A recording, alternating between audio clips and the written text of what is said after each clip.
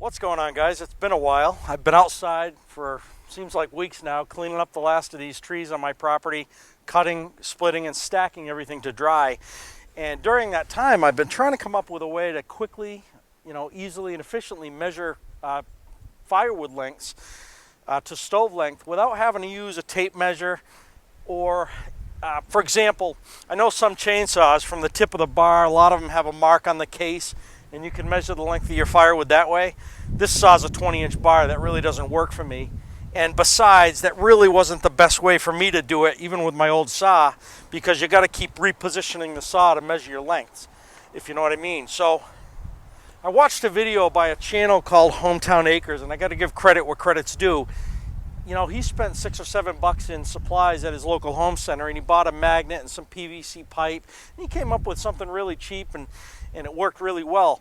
I was kind of in a pinch. I didn't want to run out, and I wanted to come up with something on my property here, maybe something I had in my shop, without spending anything. So what I did is I took one of these automotive, these telescoping magnets, and what I found out is if you telescope this thing to the length of your stove, say you want to cut to 16-inch lengths, set it to 16 inches, just measure it with a rule. I'm just going to go ahead and stick it on my bar and then work my way down a log and mark 16-inch lengths.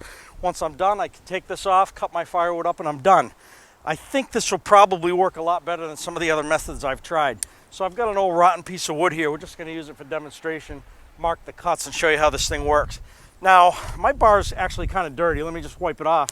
But this magnet, it stays on there pretty good. I'm sure I could shake it off if I tried, like so.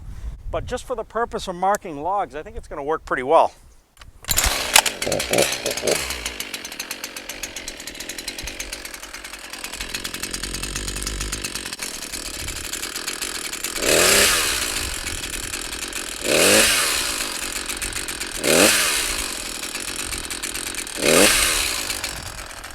So that worked pretty well, quick and easy, and it doesn't involve as much bending over and repositioning the saw to measure your cuts.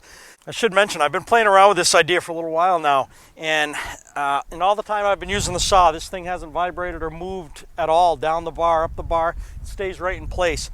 So I think it depends on the size of the head of your magnet. Obviously, if you got one of those little pen magnets, it's probably not going to work because it's not going to be able to carry the weight of the handle, But I think if the head of the magnet's wide enough, it's going to work just fine without sliding down the bar.